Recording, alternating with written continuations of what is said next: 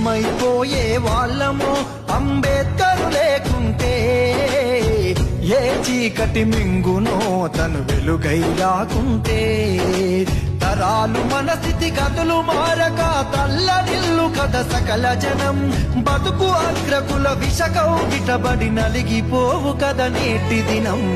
ఏమైపోయే వాళ్ళమో అంబేద్కర్ లేకుంటే, ఏ చీకటి మింగునో తను వెలుగై రాకుంటే.